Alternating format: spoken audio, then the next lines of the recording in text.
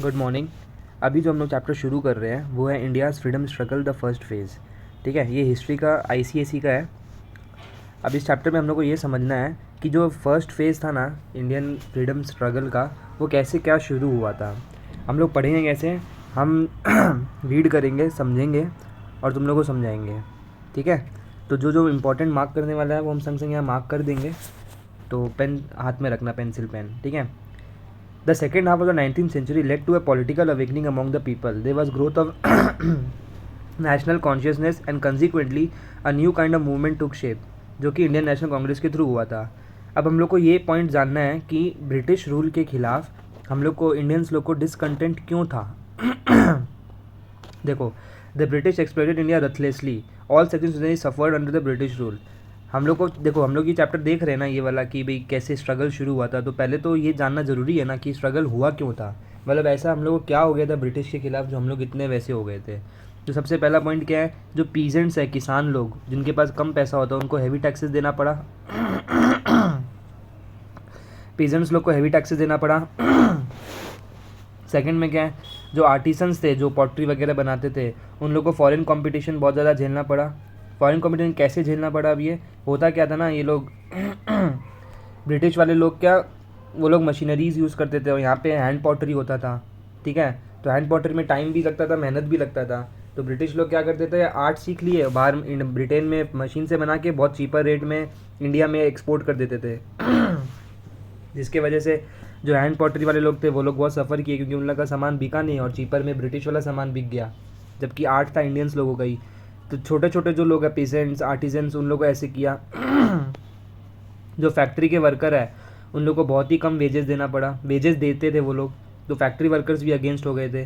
The British made no efforts to encourage agriculture industry. Agriculture मतलब खेती बाड़ी, India is an agriculture country ना, तो खेती बाड़ी के लिए और इंडस्ट्रियलाइजेशन के लिए कोई एफर्ट ही नहीं किया ब्रिटिश वाला लोग, तो इसीलिए आगे नहीं बढ़ पाया। और वो लोग जानबूझ के नहीं किया, क्योंकि उनको पता अगर करेंगे तो इंडिया आगे बढ़ जाएगा, क्योंकि इंडिया में चीप लेबर अवेलेबल है, मास लैंड अवेलेबल है फॉर एग्रीकल्चर।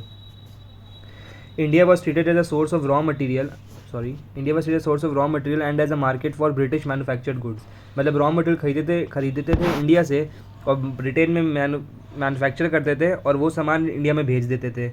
तो इसीलिए इंडियंस लोग जो हाथ से जो बनाते थे उनका बिकना ही बंद हो गया, क्योंकि वहाँ मशीन से सस्ते जल्दी बनते थे, ज़्यादा बनते थे, तो इकोनॉमीज ऑफ स्केल की वजह से फ़ायदा होता था, चीपर प्रोडक्ट्स बनते थे और वो इंडिया में एक्सपोर्ट करते थे, तो लोग भी है तो वही खरीदते थे, क्योंकि उनके लिए वो सस्ता पड़ता था। फिर आए there were limited employment opportunity for educated Indians. जो थोड़े मोरे एजुकेटेड इंडियंस उस समय पे थे ना, उन लोग के लिए एम्प्लॉयमेंट अपॉर्चुनिटी बहुत ही कम था, तो उन लोगों को जॉब वॉब नहीं मिलता था, तो वो लोग पढ़ लिख के भी ऐसे ही बैठे थे। India was force to pay for the upkeepment of British army and for the wars at Britain fought. और उल्टा ये होता था कि जो ब्रिटिश आर्मी जो लड़ाई करती थी ना, और ब्रिटेन जो लड़ाई जिस वॉर में होता था, उनको मेंटेनेंस के लिए इंडियंस लोग को पैसा देना पड़ता था, कि भाई आर्मी को सुरक्षा, आर्मी को अपकीप करने के लिए इंडियंस लोग से पैसा लेते थे। और आर्मी इंडियन आर्मी नहीं, इंडियन आर्मी तो थी नहीं, British army. And the drain of India's wealth increase poverty. इसीलिए पहले बोलते थे ना सोने की चिड़िया, तो बहुत सारा सामान हम लोग का इंडिया से लेके चले गए ब्रिटिश लोग, तो बहुत सारा ड्रेन हुआ वेल्थ का। ठीक है ना, तो हम लोग को इसमें ये जो है ना, ये para, discontent of against British rule, ये थोड़ा इंपॉर्टेंट है। इसमें कुछ बहुत ही क्रिस्प वे में पॉइंट्स बता के रखा है कि भाई कि क्रिस्प वे में पॉइंट्स बता के रखा हुआ है कि क्या क्या ऐसा रीजंस थे जिसकी वजह से हम लोग को मतलब फेस करना पड़ा। अब नेशनलिज्म क्या होता है ये भी इंपॉर्टेंट है। ठीक है ना, nationalism when a large group of people bounded by race, geographical territory, language. Race मतलब वही रेस रिलीजन वाला, ज्योग्राफिकल टेरिटरी मतलब बाउंड्री वाला, राजस्थान, दिल्ली वैसे। लैंग्वेज मतलब भाषा, history, religion, culture identifies itself as one, a nation is born. Nationalism का मतलब है कि जब सब एक लोग, सब जितने प्रकार के अलग अलग लोग हैं वो सब एक साथ अगर आ जाते हैं ना, उसको बोलते हैं nationalism. This feeling of oneness is called nationalism. ये जो वननेस, एकाग्रता नहीं, एकजुटता की जो फीलिंग होती है उसको बोलते हैं हम लोग नेशनलिज्म। तो नेशनलिज्म का दूसरा मतलब हो सकता है पेट्रियोटिज्म टुवर्ड्स वन होमलैंड। जैसे सबको अगर सब ऐसा बोलना बंद कर दे कि मैं गुजराती हूँ, मैं मारवाड़ी हूँ, मैं जाट हूँ, ऐसे बोलना बंद कर दे और बोले मैं इंडियन हूँ, इसको बोलते हैं नेशनलिज्म। इसको बोलते हैं पेट्रियोटिज्म, कि भी देश के प्रति देशभक्ति। ठीक है ना। फार्मर्स लोग का कंडीशन देखो यहाँ पे, ये लोग कुछ भी ध्यान नहीं रखता था ब्रिटिश लोग। A late 19th century photograph of the general post office in Calcutta, Kolkata का पोस्ट ऑफिस का फोटो। और भी पॉइंट्स दिए हुए, they were frequent famines that added to the misery of people, मतलब फेमाइंस बहुत ज़्यादा होते थे, मतलब खाना पीना नहीं मिलता था लोगों को, खाना ख़त्म क्या खाए, तो इसकी वजह से बहुत लोग मरते थे। द एटीट्यूड ऑफ सुपीरियोरिटी, उनका एटीट्यूड कैसा था कि हम तुम्हारे भगवान है, वैसा वाला एटीट्यूड था, सुपीरियर थे हम तुम्हारे। Adopted by the British was also resented, उस रिजेंटेड मतलब रिवोल्ट किया गया। The British considered themselves a superior race and the Indians an inferior one, उनको बोलते थे, इंडियंस लोग को नीचा दिखाते थे और खुद को भगवान मानते थे, ठीक है ना। Certain hospitals and parks way reserve for Europeans, कुछ कुछ हॉस्पिटल्स और कुछ कुछ पार्क तो ऐसे थे कि कोई इंडियंस जा ही नहीं पाएगा वहाँ पे, खाली यूरोपियंस लोग ही जा पाएंगे। ट्रेन में कुछ कुछ कंपार्टमेंट थे जो खाली गोरे लोग ही जा पाएंगे, इंडियंस अलाउड ही नहीं थे उसमें ट्रैवल करना, ऐसा ऐसा केसेस था। All this factors resulted in a simmering discontent against the British. ये सब चीज़ जब एक साथ देखो, ये कभी ना एक ऐसा नहीं होता कि ऐसा कर दिया ट्रेन वाला किस्सा तो लड़ाई चालू हो गया। ऐसे जितने सारे किस्से हमने पढ़े ना, ये पीछे वाले और ये वाले सारे, ये वाले सारे और ये वाले, ये सब एक साथ जब हो जाता है ना, तब जाके इन लोग का माथा ख़राब होता है इंडियंस लोग का, ठीक है। तो ये सब कुछ कुछ फैक्टर्स थे। नेक्स्ट आता है क्या, political, administrative and economic unification of the country, मतलब पॉलिटिक के पॉइंट ऑफ व्यू से, एडमिनिस्ट्रेटिव मतलब मेंटेनेंस के पॉइंट ऑफ व्यू से, और इकोनॉमिक मतलब रुपयों के पॉइंट ऑफ व्यू से यूनिफिकेशन मतलब सब एक साथ आ गए।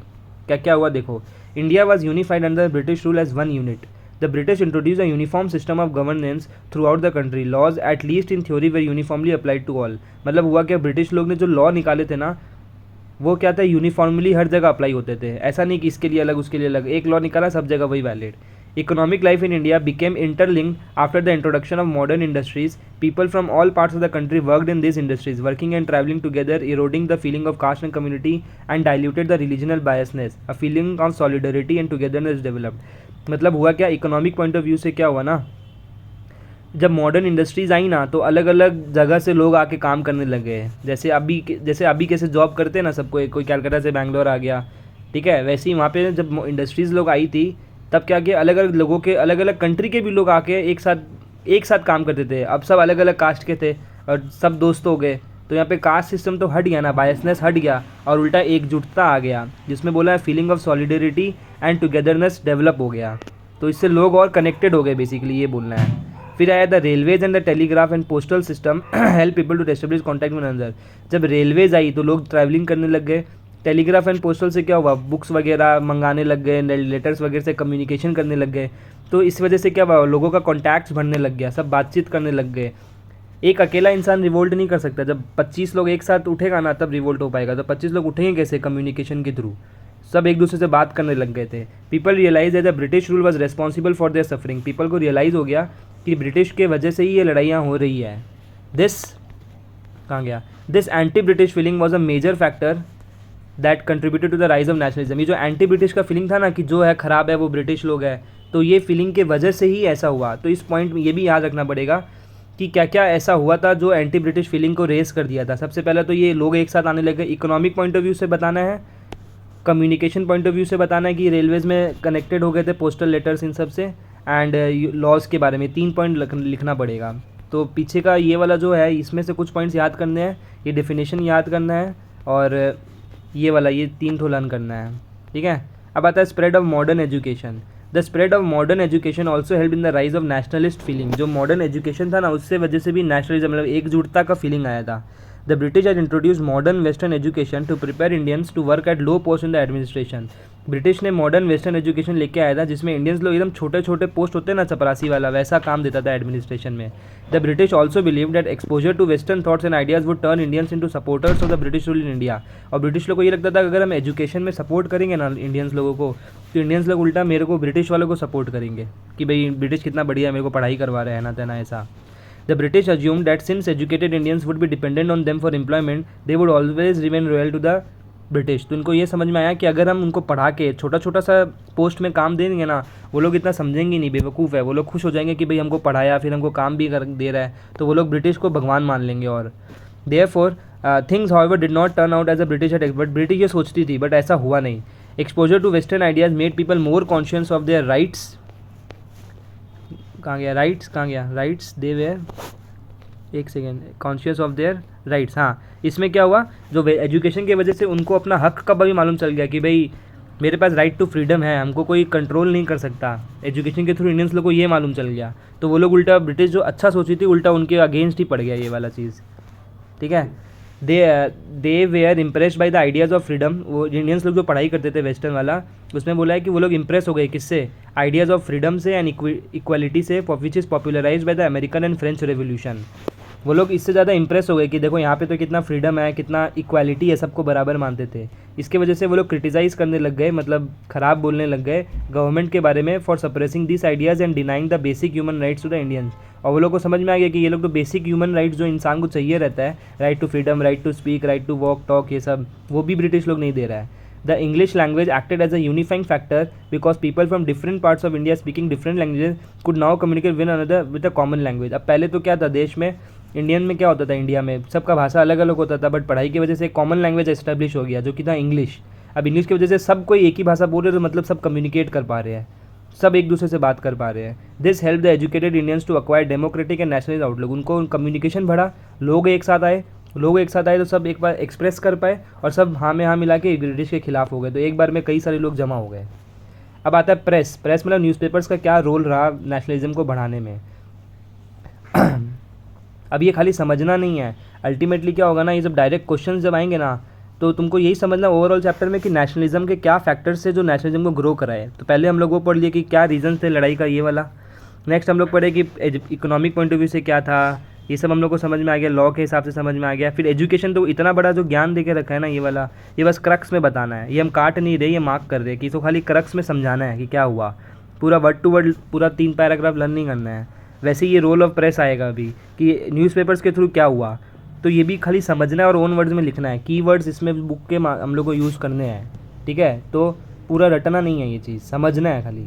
The Indian press plays an extremely important role in strengthening the national consciousness. The newspapers of the period highlighted the anti-Indian policies of the British government. जो न्यूज़पेपर थे ना उस समय के, वो मतलब वो पॉलिसीज़ चला के शो करते थे कि जो ब्रिटिश हम लोग के खिलाफ यूज़ कर रही है, मतलब एंटी इंडियन, जो इंडियंस लोग के खिलाफ हो, जो भी गंदी गंदी पॉलिसीज़ थी ब्रिटिश वालों की, जो इंडियंस लोग के खिलाफ थी, जो उनका लॉस करवाती थी, वो न्यूज़पेपर वाले एडवर्टाइज़ कर देते थे, तो सबको और पता चल जाता था। एंड और न्यूज़पेपर में बोला जाता था कि हम लोग को इसके खिलाफ यूनाइट होके एक कॉमन एकजुटता के साथ एक कॉमन कॉज, मतलब ब्रिटिश को हटाने का एक यूनाइट या बोलते हैं यूनिफिकेशन करना होगा। ये न्यूज़पेपर में ऐसे एडवर्टाइज़ करते थे, और वो किसमें, इंग्लिश में भी और वर्नाक्यूलर भी। वर्नाक्यूलर मतलब जो जैसे कैलकाटा का वर्नाक्यूलर लैंग्वेज क्या है, बंगाली है ना, तो कैलकाटा में बंगाली न्यूज़पेपर में भी ये आ रहा है, मुंबई का मराठी न्यूज़पेपर में भी वही आ रहा है।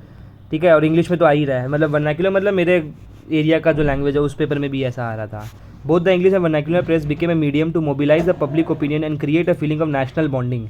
The government tried to curb the growth feelings of nationalism, patriotism by banning the newspaper. इसकी वजह से गवर्नमेंट ने क्या किया, गवर्नमेंट बोला कि अब से न्यूज़पेपर एंड बुक्स आएगा ही नहीं, बैन कर दिया, क्योंकि गवर्नमेंट को पता चला कि इसके खिलाफ, इससे तो इंडियंस मेरे ही खिलाफ हो रहे हैं। This attempts however failed, but ये फेल हो गया।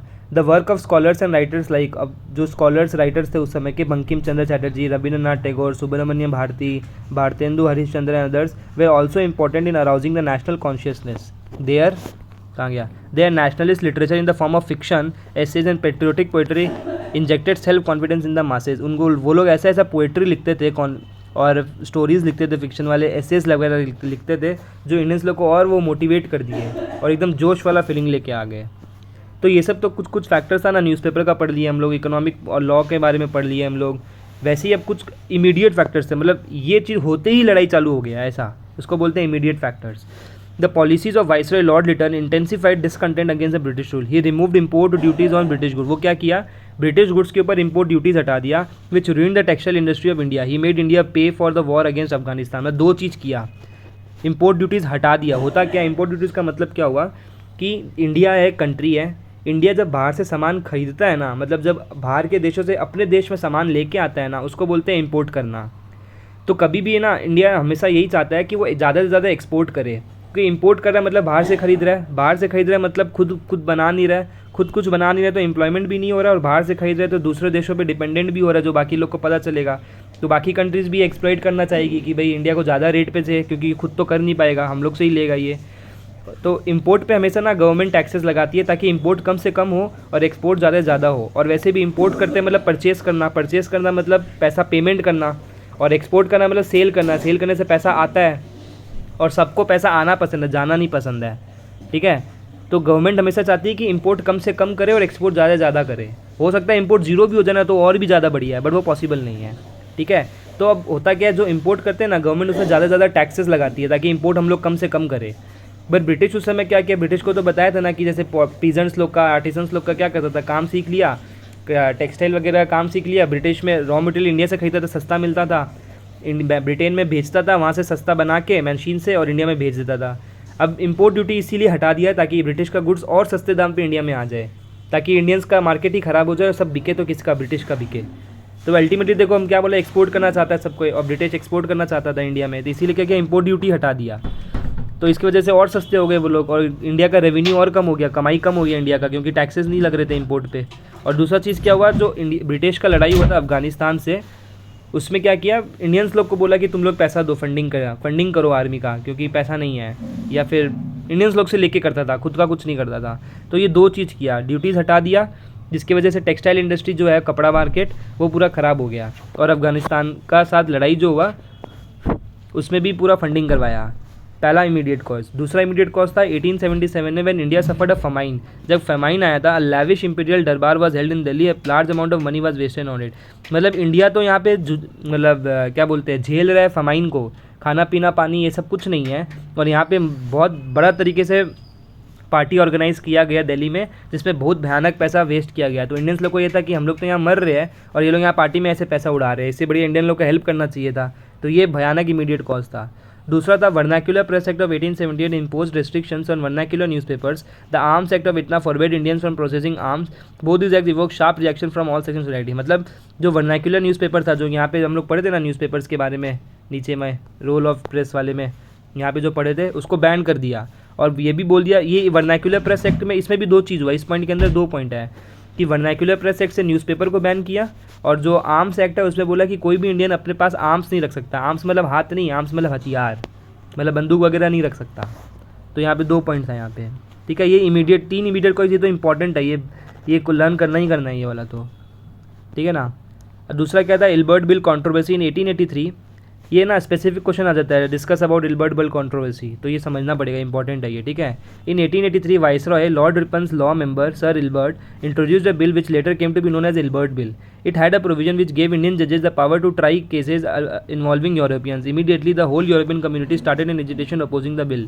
This protest forced the government to withdraw the bill. To the Indians, it was a proof that they could never expect quality from the British government. मतलब इसमें क्या हुआ, try the cases involving Europeans. देखो court में जब भी cases होता है ना, तो अगर सेम केस पहले भी हुआ रहता है ना कहीं पे भी, उसका रेफरेंस लेके डिसीजन लिया जाता है। सपोज 1997 में केस हुआ था, ठीक है, उसके कोई भी केस, मान लो केस एक्स है, ठीक है, कि सपोज एक जन का रोड एक्सीडेंट हुआ था और उसमें एक जजमेंट पास किया गया था, ठीक है ना। अब होता क्या है, वापस मान लो सेम ऐसा ही टाइप का केस मान लो 2010 में वापस हुआ, तो जब 2010 में मतलब जजेस लोग होते हैं ना, उन लोगों को जब दिखता है ना कि सेम केस पहले भी हुआ है, तो ये लोग क्या करते हैं, इसी केस का रेफरेंस लेके जजमेंट पास कर देते हैं, ठीक है। तो उस समय ये लोग इल्बर्ट बिल ने ये बिल पास किया था कि हम लोग उन केसेस का भी रेफरेंस ले पाएंगे जिसमें यूरोपियंस इंक्लूडेड है, और यूरोपियन मतलब ब्रिटिश वाले लोग हुए, ठीक है। उन लोग को तो जनरली फेवरेबल रहता था उन लोग का, या कुछ भी मतलब लॉजिकली रहता था। इंडियंस लोग को तो पूरा मतलब क्या बोलते हैं, हैरेस करते थे ना। तो इसीलिए जो यूरोपियंस वाले लोग थे ना, वो लोग यूरोपियन कम्युनिटी जो था, ये देखो यूरोपियन कम्युनिटी जहाँ, वो लोग एजिटेशन करने लगे अगेंस्ट द बिल, मतलब रिवोल्ट करने लगे कि ये बिल मत लेके आओ इंडियंस लोग के लिए, ठीक है। तो जब इंडिया का मतलब इस पॉइंट में ये बोला गया, जब इंडिया का अच्छा किया गया कि हम एक प्रोविजन लेके आए जिसमें इंडियन जजेस के पास पावर है कि वो केसेस ट्राई कर सकते हैं जिसमें यूरोपियंस इंक्लूडेड रहेंगे, बट यूरोपियन कम्युनिटी ने अगेंस्ट मतलब रिवोल्ट किया और ब्रिटिश गवर्नमेंट ने तुरंत उसको विड्रॉ कर दिया। तो इंडियंस लोग को दिखा कि हम लोग का अच्छा हो रहा है, ठीक है ना। बट ये प्रूफ हो गया उन लोग के लिए कि वो लोग ब्रिटिश लोग कभी भी इक्वालिटी नहीं चाहते इंडियंस लोग का। तो ये और ज़्यादा मतलब ख़राब कर दिया कि अच्छा करके, और ख़राब करने का रीज़न ये हो गया मतलब कि गवर्नमेंट को, इंडियंस लोग को ये समझ में आ गया कि ब्रिटिश चाह के भी हम लोग का इक्वालिटी पे नहीं लेके आएगी। क्रक्स ये है यहाँ पे कि कभी भी इंडियंस को, यूरोपियंस को इक्वालिटी नहीं देने वाली है। तो इनको और समझ में आ गया, क्लैरिटी आ गया कि हाँ ये हम लोग का है नहीं, ठीक है। नेक्स्ट आता है early political association. After the 1850s Indians began to form political association to work for their own welfare. One of the first association was the British Indian association formed by Surendranath Banerjee in 1851. In 1852 the Bombay Association and the Madras Native Association was set up. Many association, बहुत सारे association बने. The association was so formed were limited in both membership and agenda. Most of the members were educated Indians belonging to upper section society. अभी जितने भी association थे ना, इसमें कौन होते थे? एजुकेटेड इंडियंस होते थे, और जो अपर सेक्शन ऑफ सोसाइटी में रहते थे ना वो होते थे. वो लोग क्या करते थे? वो लोग पिटिशंस मतलब रिक्वेस्ट भेजते थे गवर्नमेंट को, ताकि वो टैक्सेस को रिड्यूस कर सके, डिस्क्रिमिनेटरी प्रैक्टिसेस जो मतलब भेदभाव था उसको ख़त्म कर सके, कुछ नए नए रिफॉर्म्स लेके आ सके एडमिनिस्ट्रेटिव में, इंडियंस लोग को ग्रेटर रोल दे सके एडमिनिस्ट्रेशन में. पहले तो एकदम नीचे का रोल देते थे ना, तो बोला ग्रेटर रोल दे सके. बट ये पिटिशन मतलब ये जो रिक्वेस्ट है वो गवर्नमेंट ने पूरी इग्नोर करने लग गया. The activities of this association were also restricted to specific region. The need for all India association, which would be mass based and strong in putting up its demands, had been felt for a long time. तो इससे ये समझ में आया कि ये छोटे छोटे एसोसिएशन जब भेज रहे हैं ना, देखो एक ये भेज रहा है, एक ये भेज रहा है, एक ये भेज रहा है, एक अलग मतलब हर एसोसिएशन अलग अलग भेज रहा है ना, तो उनका डिमांड को मीट ही नहीं किया जा रहा है. तो सबके मन में एक ऐसा नीड आया, क्यों ना इन सब एसोसिएशन को एकजुट करके एक साथ एक ही एसोसिएशन बना दे पूरा इंडिया का. तो अलग अलग छोटा छोटा डिमांड नहीं, अगर एक साथ बहुत सारे लोग आ जाएंगे तब तो ब्रिटिश लोग को सुनना ही पड़ेगा. तो एक फीलिंग आया कि ऐसा एक ऑल इंडिया एसोसिएशन होना ही चाहिए. Brought people from all over India for the first time, और उसका नाम क्या रखा? ऑल इंडिया नेशनल कॉन्फ्रेंस, जो कि कलकत्ता में हुआ 1880 में. He convened another conference which was held in Calcutta in 1885. समझ में आया यहाँ तक? नेक्स्ट क्या अब आया? क्या?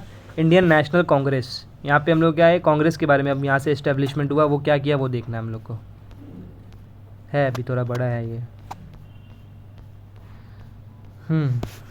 देखो इंडियन नेशनल कांग्रेस के बारे में क्या बोला है. While Surendranath Banerjee was busy organizing the conference in Calcutta, a retired British official, Alan Octavian Hume, called a meeting in Bombay. He wanted to create an association which would be under the supervision of the British and would let the government know of the demands of the Indian people. मतलब ये जो आदमी British का retired आदमी जो था, retired British official ये Hume, उसने एक मीटिंग रखा बॉम्बे में. ये कब हो रहा था? जब यहाँ पे ये मीटिंग हो रहा था ना कैलकाटा में, उसी समय बॉम्बे में मीटिंग हो रहा था. और वो चाहता था एक ऐसा एसोसिएशन बनाए जो कि ब्रिटिश लोग उसका हेड पोजीशन में रहेगी, और वो बनेगी इसलिए ताकि गवर्नमेंट को पता चले कि इंडियंस लोग का डिमांड क्या है. He wanted to prevent another nation outbreak, क्योंकि उसको भनक पड़ गया था, एक सेंस ऑफ फीलिंग आ गया था कि इंडियंस लोग ऐसा कर रहे हैं, क्यों ना हम ही लोग ऐसा कर दे ताकि इनके सामने मेरा इमेज और अच्छा हो जाए, ये लोग भरोसा करने लग जाए. क्योंकि अगर इंडियंस लोग सब मास में साथ में आ गए ना, तो ब्रिटिश लोग को भगा के एकदम परेशान कर देंगे. ठीक है ना. ही वॉन्टेड टू, देखो लिखा है, he wanted to prevent another nation wide outbreak like the one that took place in 1857. The revolt of 1857 जो हम लोग पढ़े थे वही बोल रहे हैं यहाँ पे. The meeting convened by A.O. Hume was held at Gokul Das Tejpal Sanskrit college from 28 से 30, जिसे सब नहीं करना. This became the national Indian Congress. उसका नाम क्या रखा गया? इंडियन नेशनल कांग्रेस, कांग्रेस वाला बेसिकली. इसमें 72 डेलीगेट्स थे ऑल ओवर द कंट्री से. इसमें कौन कौन थे? वो वोमेश चंद्र बैनर्जी, दादा भाई नौरोजी, फिरोज शाह मेहता, बदरुद्दीन याबजी, एस सुब्रमण्यम अय्यर, दिनशॉ वाचा, काशीनाथ, ये सब जो भी लोग थे, ये लोग इतने सारे, इतना नहीं करना ये सब. The Congress held it session in different parts of India once a year. हर साल एक बार अलग अलग जगह पे मीटिंग रखता था. Initially many British were also involve in its activities. In the early years the main M of the Congress, वही याद करना है कि अर्ली स्टेज में कांग्रेस का मेन एम क्या था? To bring together leaders from all parts of the country to discuss the problems related to India.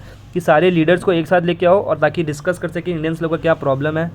To form an action plan to get concession from the British. एक plan बनाओ ताकि British लोग से हमको क्या मिल सके? डिस्काउंट्स, कंसेशंस मिल सके taxes में. डिस्काउंट मतलब कंसेशन में टैक्स डिस्काउंट्स. ये लोग हैं जो ब्रिटिश का इंडियन नेशनल कांग्रेस को अटेंड किए थे सबसे पहले. नेक्स्ट क्या है? The early nationalist phase. मतलब अर्ली नेशनलिस्ट फेज में क्या हुआ? During the first 20 years of the Congress, Congress का पहला 20 साल में जो अर्ली नेशनलिस्ट थे वो डोमिनेटेड द पार्टी. वो लोग ने डोमिनेट किया पार्टी को. उसमें ये लोग थे Surendranath Banerjee, Dinshaw Wacha, Gopal Krishna Gokhale and were important early national leader. They were modest in their objective method. वो लोग क्या थे? मॉडेस्ट थे, मतलब अग्रेसिव नहीं थे. They believed in peaceful and constitutional methods. अच्छा ये ना क्वेश्चन आता है, ये नेशनलिस्ट वर्सेज एग्रेसिव में क्या डिफरेंस है एजर्टिव वालों में? ठीक है ना. तो नेशनलिस्ट वाले लोग थे ना, वो लोग शांत थे. वो चाहते थे कि हमको लड़ाई दंगा नहीं करना है, बातों से चीज़ों को सॉल्व करना है, पीसफुल तरीके से सॉल्व करना है. And in the methods of persuasion, मतलब परसुएट करना, कन्विंस करके ये लोग सॉल्व करना चाहते थे. तो वो लोग क्या करते थे? लगातार रिक्वेस्ट भेजते जा रहे ताकि वो क्या रिक्वेस्ट कर रहे हैं कि हमको फ्रीडम ऑफ स्पीच दो, फ्रीडम ऑफ एक्सप्रेशन, तो कि हम बोल सके, एक्सप्रेस कर सके. वेलफेयर प्रोग्राम से मेरे को और एक्सपैंड करो, एजुकेशन को बढ़ाओ, इंडियंस लोग को हायर पोस्ट में लेके आओ, more powers for the legislative council and more Indian members in this councils, मतलब काउंसिल्स में इंडियंस लोग को ज़्यादा पोजीशन दो। ये लोग ऐसे ये सब चीज़ रिक्वेस्ट करते थे कि मिलिट्री एक्सपेंडिचर कम करो, इकोनॉमिक पॉलिसीज़ को चेंजेस लेके आओ, एग्जामिनेशंस के बारे में बात करते कि सिविल एग्जामिनेशंस इंडिया में लेके आओ, और इंडिया का जो वेल्थ है उसको बाहर लेके मत जाओ, stopping the drain of India's wealth to Britain. ये सब रोकने के लिए लोग रिक्वेस्ट करते थे, खाली करते कुछ नहीं थे, खाली बातें रिक्वेस्ट करते थे, गवर्नमेंट प्लीज़ कर दो, गवर्नमेंट प्लीज़ कर दो, ऐसा। And actively participate in a discussion. However soon the British turn hostile towards it, they began to openly criticise the Congress, they realise that instead of becoming है, नहीं यहाँ कुछ मिसिंग है शायद यहाँ पे, British attitude toward the Congress. तो जो अर्ली वाला फेज़ था ना, अर्ली नेशनलिस्ट फेज़ वाला में, यहाँ पे रिक्वेस्ट के थ्रू ही काम होता था, ठीक है ना। तो ब्रिटिश का क्या एटीट्यूड था? The British were favourably incline towards the Congress during the early years of its formation. Some British officials even attended Congress sessions and actively participate in discussion. मतलब शुरू में तो ब्रिटिश बढ़िया थी, हाउएवर ब्रिटिश बाद में क्या दुश्मन बन गई, हॉस्टाइल हो गई towards it. They began to openly criticise the Congress, they realise that instead of becoming a means to contain the anger of masses, the Congress was becoming a centre of Indian nationalism. India British क्यों खिलाफ हुई? क्योंकि British लोग का पहले ये कांग्रेस क्यों बनाया था, ताकि मास का रिक्वायरमेंट पता चल सके, बट उनको ये समझ में आया कि ये तो एक टाइप का नेशनलिज्म का सेंटर बन गया, इंडियन नेशनलिज्म का। यहाँ लोग एकजुट होकर गवर्नमेंट को रिक्वेस्ट कर रहे हो, गवर्नमेंट नहीं करती तो सब एकजुट होकर गुस्सा करते हैं, तो एक साथ ब्रिटिश हैंडल नहीं कर पाएगा पूरे इंडियंस लोग को, तो ब्रिटिश अगेंस्ट हो गई। फिर आया assertive nationalist phase. The failure of the early nationalist to achieve political reforms brought new trends in the Congress. The new group of leaders were called assertive nationalist, they were led by Lala Lajpat Rai, Bal Gangadhar Tilak and Bipin Chandra Pal. इसका नाम ऐसे याद रखो, लाल बाल पाल, ये तीन famous नाम है, ये लाल बाल पाल, ठीक है ना, ये लिखा है लो, Lal Bal Pal. These leaders felt that the present with the Congress were ineffective, they were in the favour of more radical. मतलब हम बताएं ना इनका डिफरेंस, मतलब हुआ क्या, पहले तो ये रिक्वेस्ट के थ्रू काम करते, लड़ाई दंगा नहीं करते थे, बट जब ये फेलियर हो गया ना, ये काम नहीं किया ना, तब ये लोग सब अगेंस्ट हो गए और बोले कि भाई बातों से तो काम चलेगा नहीं, हम लोग को लड़ाई दंगा ही करना पड़ेगा तभी कुछ होगा। इसीलिए इसका नाम क्या है, एजर्टिव नेशनलिस्ट फेज, ठीक है ना, ये समझ में आया। नेक्स्ट उसके बाद में ये इसके बारे में, बंकिम के बारे में इसको नहीं पढ़ना, मोर टू नो में। They called for strong political action. वो लोग क्या किए, स्ट्राइक लेके आए, बॉयकॉट्स लेके आए। बॉयकॉट मतलब तुम्हारा प्रोडक्ट, ब्रिटिश का प्रोडक्ट यूज़ नहीं करेंगे। मास डेमो से मतलब रोड पे उतर गए ताकि वो स्प्रेड कर सके पीपल लोगों के बीच में कि हम लोग को पॉलिटिकल रिफॉर्म्स लेके आना है। बाल गंगाधर तिलक ने बोला कि स्वराज लेके आओ। स्वराज मतलब खाली इंडियन प्रोडक्ट को यूज़ करना, मेड इन इंडिया वाले को, ठीक है ना। फिर बाद में ये तो हुआ, ये दो चीज़ का डिफरेंस आता है, ठीक है, दोनों अच्छे से करना है। नेक्स्ट आता है क्या, पार्टीशन ऑफ बंगाल, कि बंगाल का पार्टीशन में क्या क्या हुआ। 19 जुलाई 1905 में, डेट याद रखना ये वाला, viceroy Lord Curzon issued an order dividing the province of Bengal then considering present day west Bengal. मतलब उस समय बंगाल में क्या क्या आते थे, वेस्ट बंगाल, बिहार, झारखंड, उड़ीसा, बांग्ला, पूरा एक होता था, ठीक है ना। into two parts, east Bengal जो कि बांग्लादेश है, in which the majority of population was Muslim, was separated from the rest of Bengal, which had a high percentage of Hindus। मतलब वो लोग बोला कि जो बंगाल, बिहार, झारखंड, उड़ीसा, बांग्लादेश पूरा एक है ना, ये इसमें बांग्लादेश को अलग कर दो, बाकी को एक जगह छोड़ दो। बांग्लादेश में मुस्लिम्स थे और ये पूरे जगह में हिंदूज लोग थे। इसका official reason for the partition was that Bengal was too big, it was important divided so that it could be administered efficiently. मतलब लोगों को बेवकूफ़ बनाने के लिए ये भाषण दिया गया कि बंगाल इतना बड़ा है, उसको हम लोग मैनेज नहीं कर पा रहे, इसीलिए बंगाल को डिवाइड कर देते हैं। बट इनका एक्चुअल में एम ये था हिंदू मुस्लिम को अलग कर देना, क्योंकि अगर सारा पॉपुलेशन एक साथ हो जाएगा ना तो ब्रिटिश लोग नहीं सस्टेन कर पाएगा। देखो लिखा है the real reason for the partition, ये लर्न करना पड़ेगा, ठीक है ना, कि रियल रीज़न क्या था और ऑफिशियल रीज़न क्या था। ये इंपॉर्टेंट टॉपिक है, इस पर क्वेश्चन आता है, ये अच्छे से करना है। The real reason for the partition however was different. The national movement in Bengal was very strong. तो बंगाल में तो इतना सारा जगह एक साथ मिल गया ना, तो ये बहुत स्ट्रॉन्ग मूवमेंट था वहाँ पे नेशनलिज्म का। The participation was a deliberate attempt to weaken it by sowing the seeds of disunity मतलब डिसयूनिटी नहीं लेके आना बिटवीन हिंदूज एंड मुस्लिम, मतलब हिंदू मुस्लिम को अलग अलग करना चाहता था।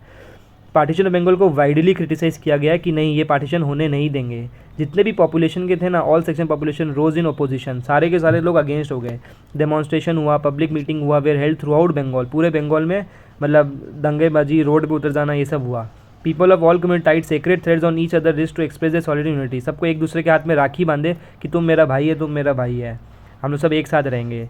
The day the partition to effect, 16 अक्टूबर को जो पार्टीशन हुआ उसको एक डे ऑफ मोर्निंग बनाया गया, मतलब रोने वाला दिन। No business was conducted in the entire province, कोई बिजनेस नहीं हुआ उस दिन। The national movement instead of weakening became more organised, radical and mass based. तो वीक पार्टीशन के इतना लोगों को फीलिंग था ना एग्रेशन का, तो ये मतलब स्ट्रांग होने की वजह से वीकन होने के बदले और ज़्यादा ये ऑर्गेनाइज्ड हो गया और ज़्यादा मास बेस्ड हो गया, ज़्यादा लोग एक साथ आ गए। ये था पार्टीशन ऑफ बंगाल के बारे में। नेक्स्ट आता है स्वदेशी एंड बॉयकॉट। स्वदेशी एंड बॉयकॉट में क्या हुआ कि स्वदेशी मतलब इंडियन प्रोडक्ट को यूज़ करेंगे और बॉयकॉट मतलब ब्रिटिश प्रोडक्ट को बॉयकॉट कर देंगे। The partition of Bengal gave rise to 2 new methods of struggle. Swadeshi, ये भी इंपॉर्टेंट है, ठीक है, swadeshi and boycott. Swadeshi literally means of one's own country, मतलब मेरे देश का सामान। It was aimed at popularising the goods which are manufactured in India so that Indian industries could prosper. उनको यूज़ करो जो India, made in India basically. और method of boycott focus on asking people to boycott the goods which manufacture Britain. जो Britain से आ रहा है उनको बॉयकॉट करो, उनको यूज़ मत करो। The movement spread across the country, people boycotted British goods and began to use India made goods. At some places huge bonfires of foreign clothes were organise.